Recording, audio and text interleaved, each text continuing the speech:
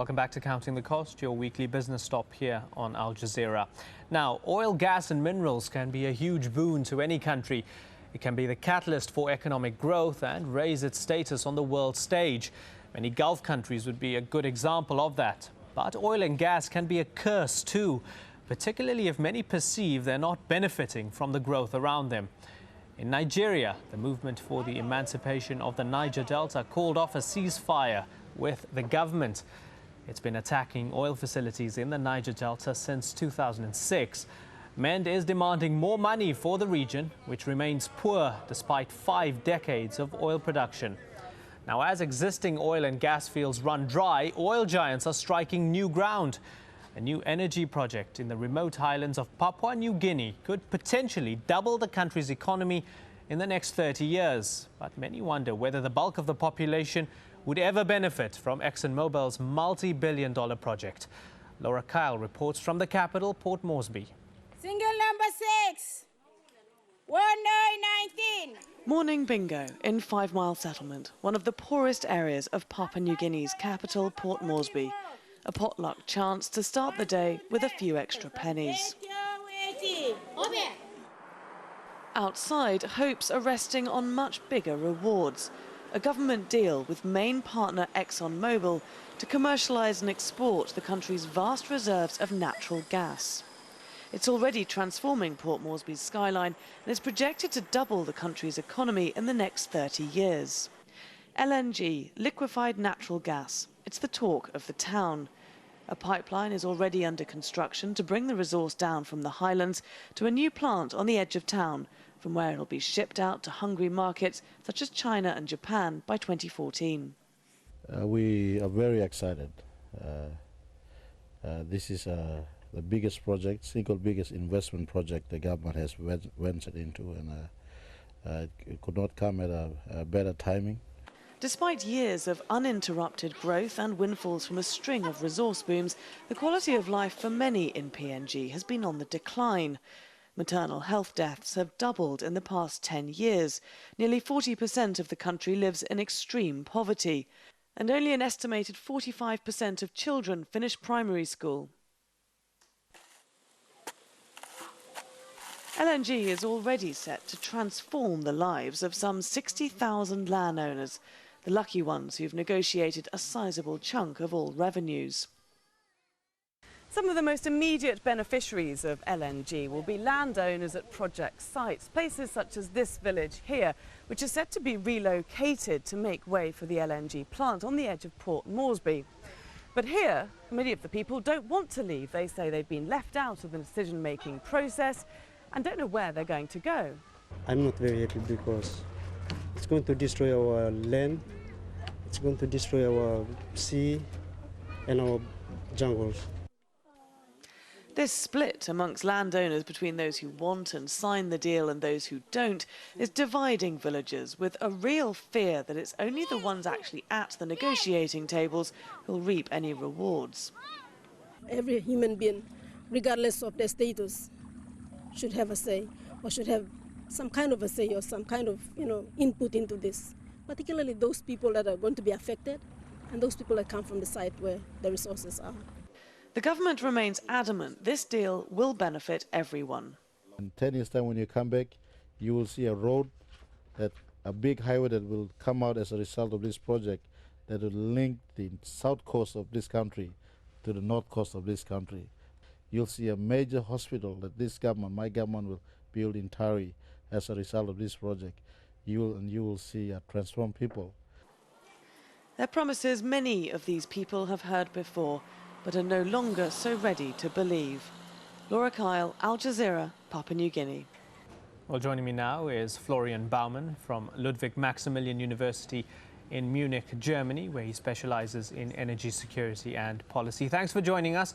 We've just seen that report of a liquefied natural gas boom in Papua New Guinea.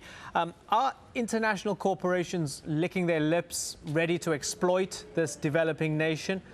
Or will this benefit the local population? What do you think?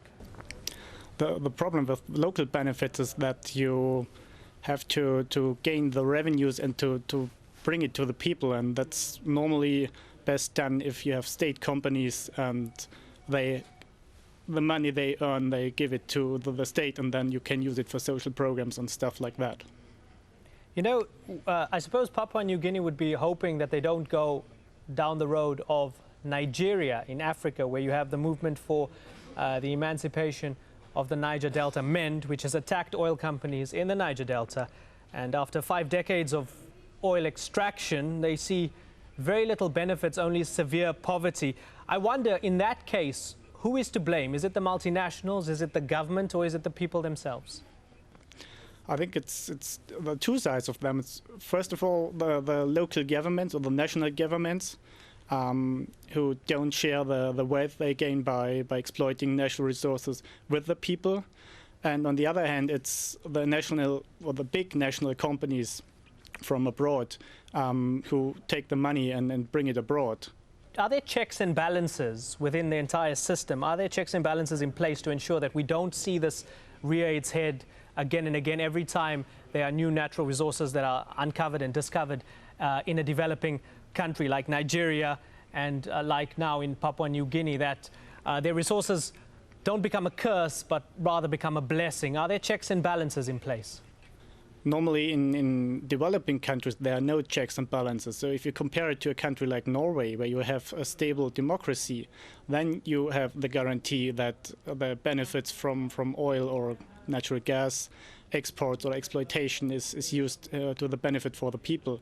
But in developing countries, that's normally very hard to achieve. Now, it's been called the Switzerland of Central Asia because of its mountainous terrain, but that's where the similarities end for landlocked Kyrgyzstan.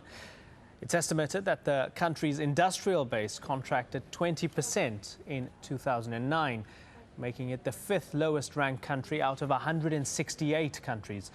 $1.2 billion was sent home by expat workers, representing 28% of the country's economy.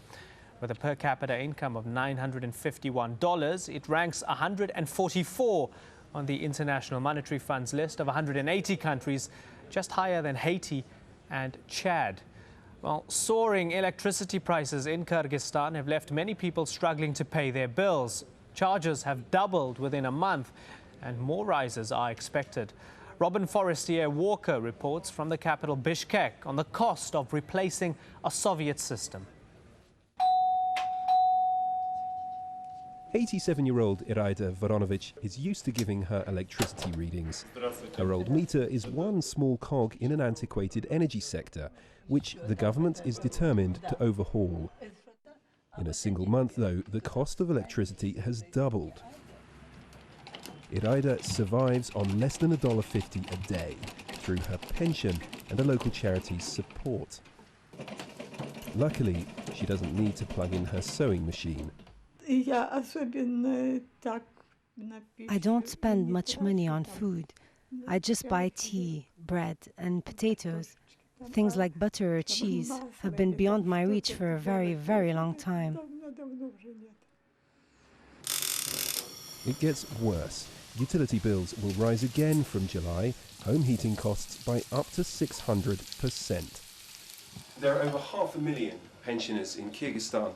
80% of them live below the poverty line. And with utilities going up, IRAIDA will find herself spending her entire pension on her electricity and heating.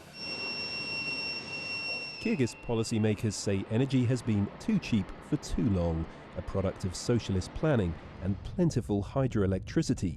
The country's main source of power now needs millions of dollars of investment. Higher tariffs could pay for a more modern and efficient system. Meanwhile, the poorest have been promised financial assistance. We understand that it's costing people more to pay their bills, but the government is taking compensatory measures, such as increasing subsidies and raising pensions. Energy rates for companies are also skyrocketing, which means retailers like her will raise prices for consumers like them. But no one's really sure by how much. Prime Minister says it's going to be maybe 1–2%. The mayor of the city says it's going to be maybe by 10–15%. Businessmen like Uluk believe the state-owned energy industry must first tackle its own corruption and mismanagement. There's no clear vision, no clear program of energy sector development. We all know that energy sector needs some money, but we also know that energy sector needs some management improvement. Ordinary people are being asked to invest in their country's quest for economic reform. But they'll be wondering when they'll see a return. Robin Forestier Walker, Al Jazeera, Bishkek. And that is just about it for this week. Here's our webpage for more. It's at aljazeera.net/English. You'll find the exact link by clicking on the programs link on the front page. You'll also find previous episodes of the show there. The address again, aljazeera.net/English. That's it from all of us at Counting the Cost. Thanks for watching. We hope to see you soon. Bye-bye.